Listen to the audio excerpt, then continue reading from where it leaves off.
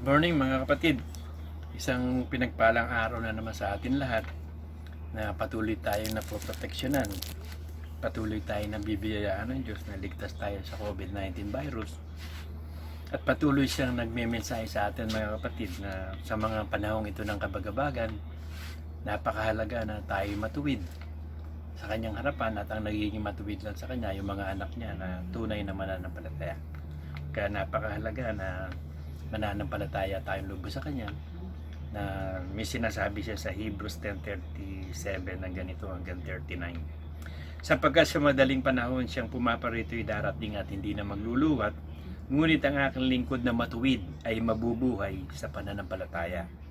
At kung siya'y umurong, hindi kalulugdan na aking kaluluwa. So ang lingkod ng Diyos na matuwid, mabubuhay sa pananampalataya. So makapaglilingkod lang tayo sa Diyos kung tayo matuwid. At ang matuwid lang ang pwedeng mabuhay sa pananampalataya. At ang pananampalataya ay sa Panginoong Hesus lamang. Kaya nung tayo maging born again, ibinilang tayo ng Diyos na matuwid, ginawa niya tayong anak. At ang buhay na ikinabubuhay na natin ngayon sa laman, pananampalataya sa Panginoong Hesus. At sa panahon nga ng mga kabagabagan, ang matuwid lang, ang mga anak niya lang ang dinidinig niya. Pagkat hindi niya didinggin ang sino mang makasalanan o anak ng Diablo. Babasa tayo ng mga talata. Sabi ng Job 36:7 ng ganito. Hindi niya inihiwalay ang kanyang mga mata sa matuwid. Kundi kasama ng mga hari sa luklukan, kanyang itinatatag sila magpakilanman at sila'y natataas. So itatatag tayo ng Diyos magpakilanman at tayo maitataas. Dadalhin tayo dun sa New Jerusalem, sa kanyang bahay. Maninirahan tayo dun. I-glorify tayo ng Diyos. At habang hindi pa nangyayari yan, ang mata niya nakatutok lang sa matutuwid. Kaya napakahalaga ng pagiging matuwid and we are being justified. Sabi sa Hebrews 12:32. And the spirit of adjustment is justified. So ang mga anak na ng Diyos lamang ang nadja-justified at ginagawang matuwid at kailanman hindi pa babayaan ng Diyos ang matutuwid. Sabi niya sa Psalm 34:14-17. Lumayo ka sa kasamaan at gumawa ka ng mabuti, hanapin mo ang kapayapaan at habulin mo. Ang mga mata ng Panginoon ay nakatitig sa mga matuwid, at ang kanyang mga pakinig ay nakabukas sa kanilang mga daing. Ang mukha ng Panginoon ay laban sa kanila na nagsisagawa ng kasamaan, upang ihiwalay ang alaala sa kanila sa lupa. Ang matuwid ay magsisidaing at dinidinig ito ng Panginoon, at iniligtas sila sa lahat nilang mga kabagabagan. So meron tayong kabagabagan ngayon yan. Hindi lang tayo, ang buong mundo. Ngayon ginagamit tayo ng Panginoon, ng mga anak ng Diyos, para idalangin din yung mga anak niya dito sa lupa na maapektuhan din ng kabagabagang ito.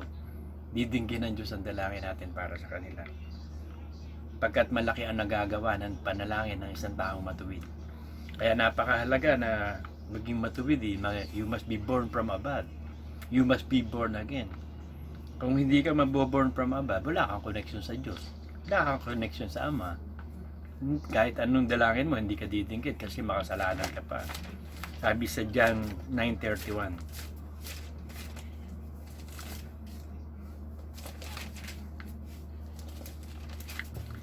Nalalaman naming hindi pinakikinggan ng Diyos ang mga makasalanan. Dadagpat ko ang sino man tayo maging mananamba sa Diyos at ginagawa ang kanyang kalooban, siya'y pinakikinggan niya. So yung mananamba lang sa Diyos, na ginagawa ang kalooban ng Diyos, yun lang ang didinggin ng Diyos. At para maging mananamba ka sa Diyos, maging matuwid ka muna. At bago ka maging matuwid, kailangan mo magsisi ng lahat ng kasalanan mo at sumampalataya ka sa Panginoong Hesus bilang Diyos mo tagapagligtas. Binibilang ka ng Diyos na anak, kapatid mo ang Panginoong Hesus. Ngayon didinggin na ng Diyos ang mga dalangin natin. Hindi pwedeng hindi niya didinggin yun. Kasi meron na tayong pananampalataya. At ang pananampalataya yung effective lagi ngayon. Sabi sa Hebrews 11:1.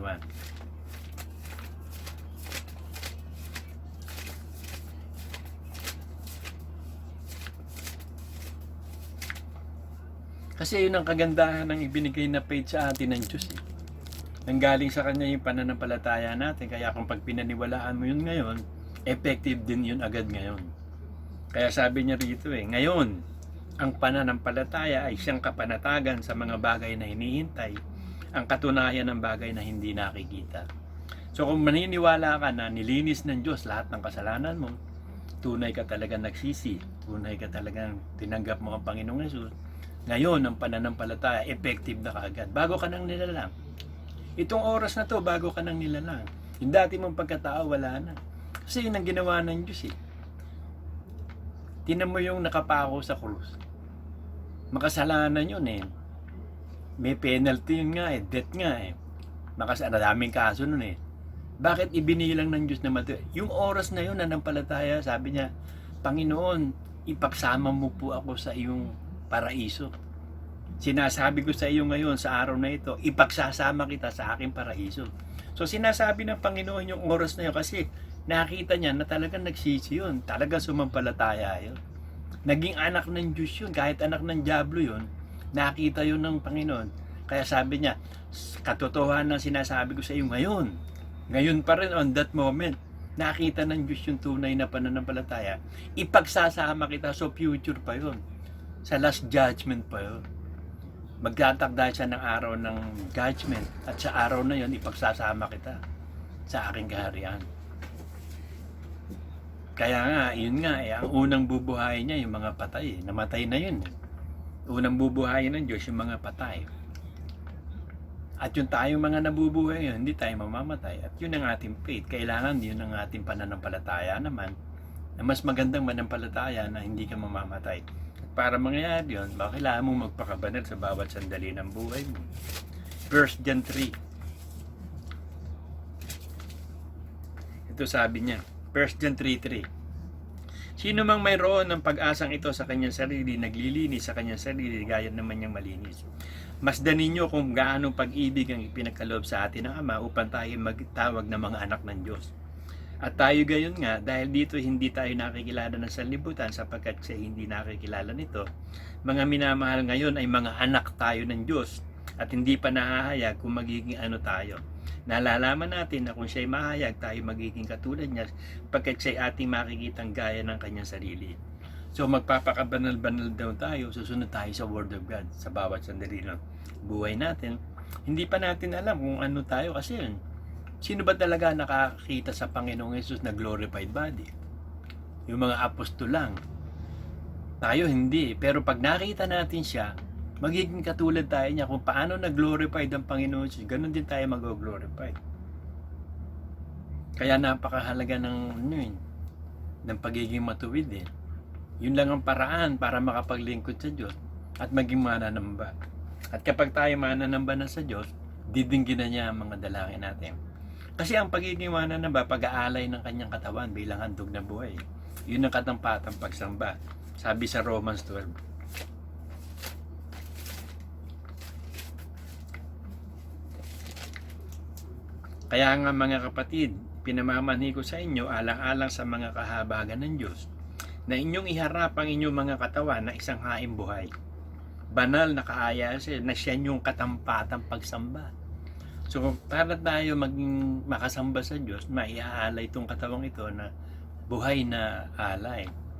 At hindi ka naman makapag-aalay ng iyong katawan na makasalanan kung hindi mo na nabanal ang espiritu at kaluluwa mo.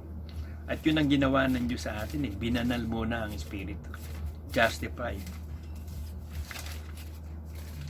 Hebrews 12:23. Sa pangkalahatang pulong at iglesia ng mga panganay na nangatala sa langit at sa Diyos na hukom ng lahat at mga espiritu ng taong ganap na pinasakdal.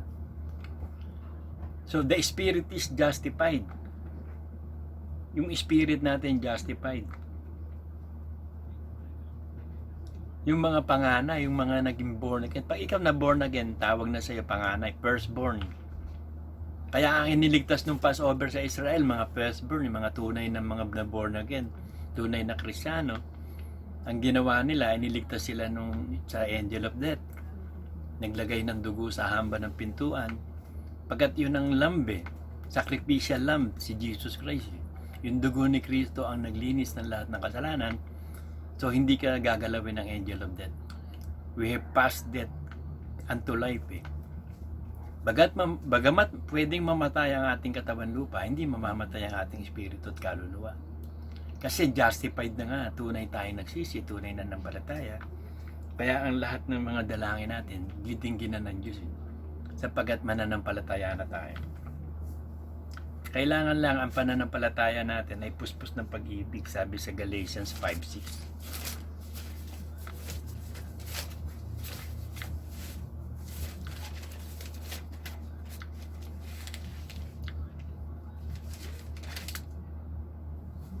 Sapagkat kay Kristo Jesus, kahit ang pagtutuli walang kabuluhan, kahit man hindi pagtutuli, kundi ang pananampalataya na gumagawa sa pamamagitan ng pag-ibig.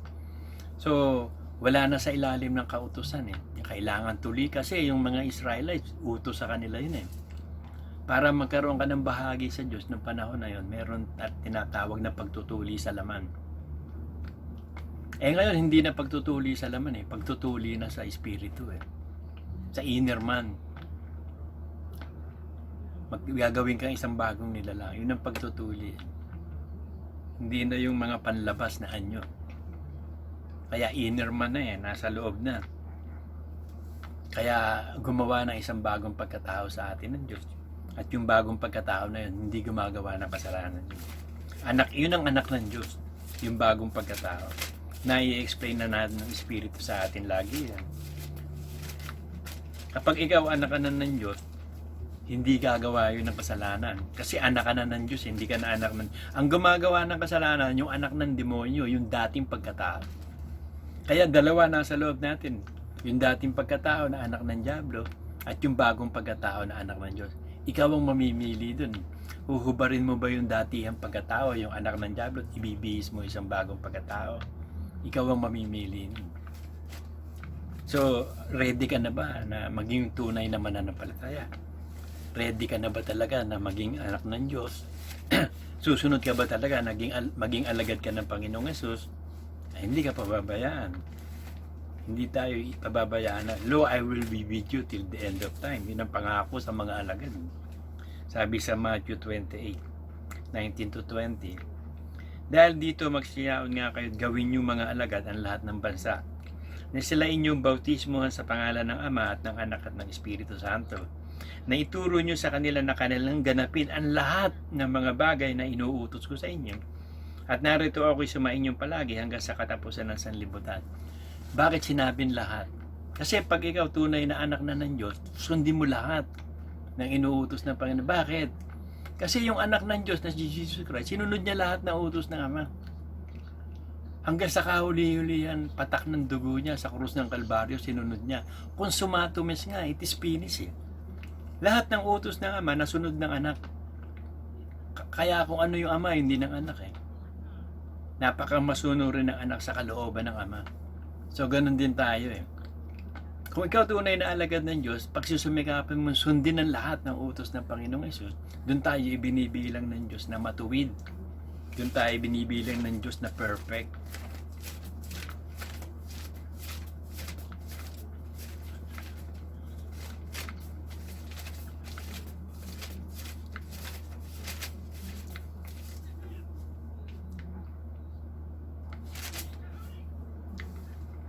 James 3:2. Ito nakasulat eh. Sapagkat sa marami mga bagay tayong lahat ay natitisod. Kung ang sino man na hindi natitisod sa salita, ay isang taong sakdal na gayon na may kaya rin namang makapagpigil ng buong katawan. So, ibinilang ng Diyos na sakdal yung hindi natitisod sa salita. Ibig sabihin, lahat ng inuutos ng Panginoong Hesus, pinagsusumikapan natin sundin, bagamat hindi naman natin nasusunod talaga lahat. Nagkakasala pa rin tayo, nagkukulang. Kasi wala namang matuwid o mabuti dito sa lupa na hindi nagkukulang, nagkakasala. Kaya lang ibinibilang tayo ng Diyos na taong sakdal na hindi natitisod. Ibig sabihin, gustong-gusto mo talagang sundin lahat ng kalooban ng Diyos, lahat ng kautusan ng Panginoon, sinusunod natin. Lahat. Hindi tayo natitira, ibinilang tayo matuwid. Perfect in the eyes of God. Bagamat nasa 9 pa lang tayo, pagdating nun 10, perfect na tayo. So napakahalaga na talagang ready tayo mabuhay sa pananampalataya at naging matuwid na tayo because faith without action is dead eh. Sabi ng James 2:17. Gayon din naman, ang pananampalataya na walang gawa ay patay sa kanyang sarili. Kasi si Abraham, ibinilang siyang matuwid dun sa panagawa ng kanyang pananampalataya. Yung narinig niyang tinig ng Diyos, sinunod niya. Sabi ng Diyos sa kanya, lisanin mo yung ama mo, pumunta ka dun sa ituturo ko sa lupa. Meron akong pangako para sa iyo. Iniwan ni Abraham ang kanyang ama't ina, pumunta siya dun sa itinuro ng Diyos hanggang sa nakarating nga dun. Ang bayang Israel na, nakapasok dun sa promised land sa Kanaan. Ngayon, ang promised land dito sa atin ay ang langit Yan ang promised land. Pero maglalakbay din tayo sa wilderness, ibig sa mundo. Sa paglalakbay natin dito, kailangan may ilaw yung paa natin. And the Word of God sabi, ang ilaw ng ating paa ay ang salita ng Diyos.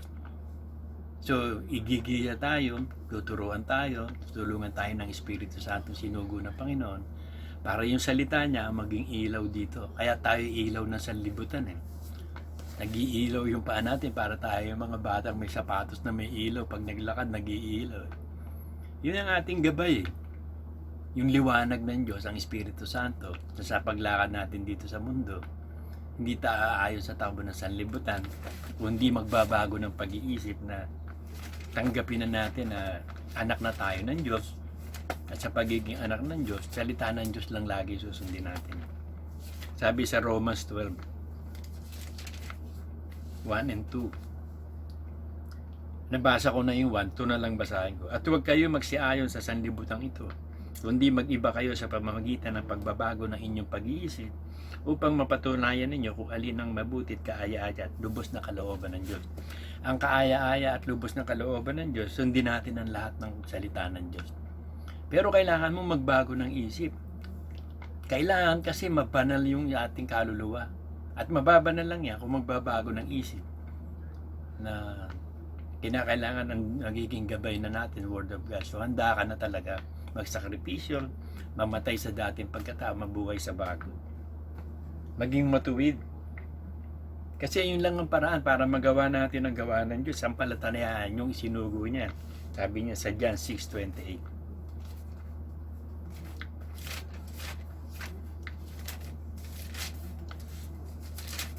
Kaya ibinigay sa atin ang ang Holy Spirit para magawa natin ang gawa ng Diyos. Tama yung ating pananampalataya. Yung espiritu ng faith na ibinigay ng Diyos sa atin, nasa Holy Spirit yun. Sabi dito sa John 6:28-29. Sinabi nga nila sa kanya, ano ang kinakailangan namin gawin upang aming magawa ang gawa ng Diyos? Sumagot si Jesus at sa kanila sila, ito ang gawa ng Diyos na inyong sampalatayanan, yung kanyang isinugo.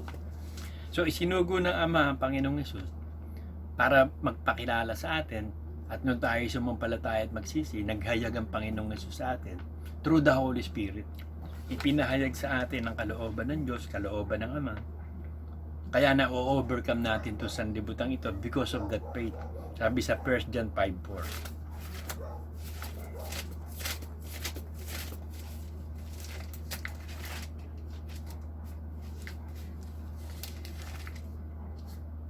Sapagkat ang sino mang ipinanganak ng Diyos ay dumaig na sa sanlibutan, at ito ang pagtatagumpay na dumaig sa sanlibutan sa pamamagitan ng ating pananampalataya. So tinalo na natin ng sanlibutan kasi yung unang pagkatao natin, yung unang ipinanganak tayo, makasanlibutan yun karnal yun. Hindi tutugon yun sa salita ng Diyos, hindi mananampalataya, hindi tatanggap yun sa kautusan ng Diyos. Never, karnal nga Kaya kailangan isilang na muli. Kaya nung isilang tayo muli, doon lang natin nadaigan sa sanlibutan kasi bagong nilalang na. Dinigyan tayo ng bagong pagkatao na. Hindi na makasanlibutan yun. Yun yung anak ng Diyos. Kaya mananatili tayong anak ng Diyos.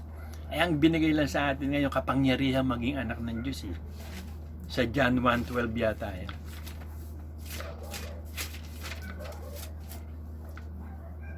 Dadapot ang lahat na sa kanya nagsitanggap, pinagkalooban niya sila ng karapatang maging mga anak ng Diyos sa makatwid bagay ang nagsisampalataya sa kanyang pangalan.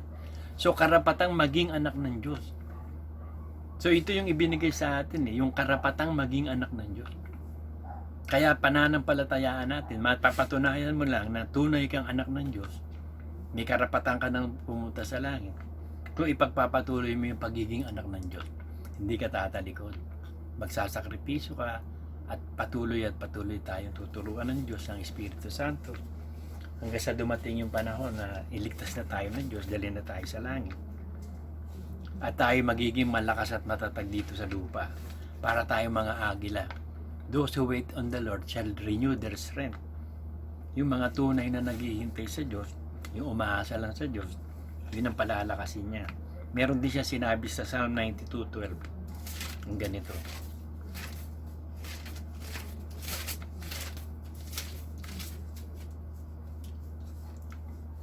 Ang matuwid ay giginhawa na parang puno ng palma. Siya'y tutubo na parang sero sa Libano. Sila'y natatatag sa bahay ng Panginoon. Sila'y giginhawa sa mga looban ng aming Diyos. Sila'y magbubunga sa katandaan. Sila'y mapuputpos ng katas at kasariwaan. Upang ipakilala na ang Panginoon ay matuwid, sila'y aking malaking bato. Walang kalikuan sa Kanya. So magiging matatag tayo, matibay tayo. Para daw puno at ng cedar, matatag, matibay na puno, malakas, makapangyarihan. At tayo daw ay i-glorified and will shine like sun in heaven, sabi sa Matthew 13:43.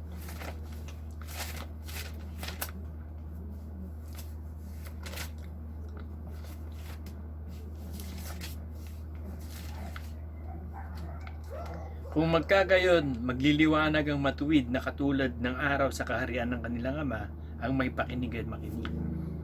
So, glorified body, ibig sabihin nun. Para tayong katulad ng Diyos na nagliliwanag. Kasi hindi na kailangan ng ilaw dun. Ang ilaw, ang Ama at ang Panginoong Hesus. Hindi na kailangan ng araw. At ganun din tayo, magliliwanag. Kakaroon tayo ng sariling ilaw. Parang star, may sariling liwanag. Kasi yung buwan, wala yun. Nangihiram lang ng liwanag sa star yun.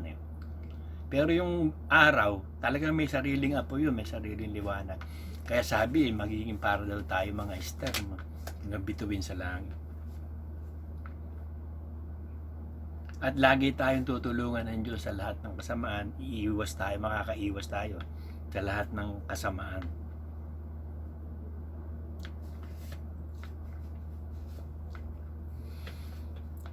Ililigtas tayo ng Diyos sa lahat ng kasamaan, sabi sa Psalm 97:10.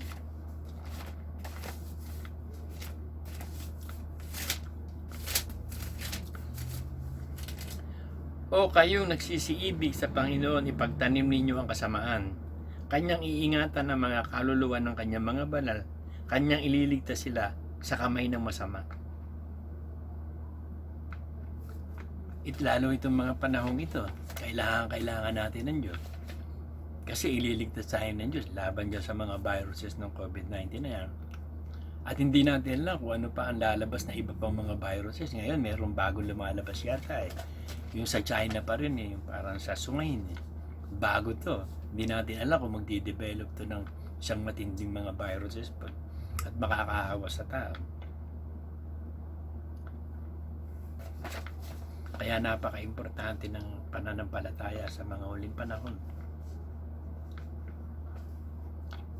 Sabi sa Romans 1:16, 1:16-17. Romans 1:16-17 ng ganito.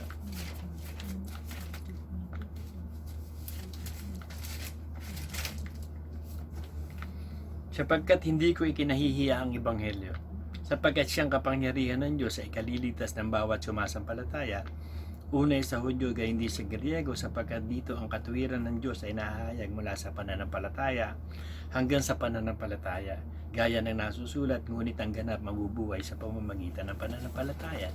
The just shall live by faith. Kaya ginawa tayo ng Diyos na matuwid para makapabuhay tayo sa pananampalataya. At kung mabubuhay tayo sa pananampalataya, malulugod ang Diyos. Nalulugod lang ang Diyos sa sumasampalataya. Kaya sampalatayaan nyo mga kapatid, ang bawat mensaheng binibigay ng Diyos sa atin. Sampalatayaan nyo itong pagpapalang gagawin ko sa inyo. Pinagpapala ko kayong lahat sa lahat ng mga bagay. Sa lahat ng bagay na spiritual, physical at material, ibinabasbas ko sa inyo ang biyaya at pagpapala sa araw-araw. Sumain nyo ang lahat ng pangangailangan nyo sa araw-araw. Sumagana kayo sa lahat ng bagay.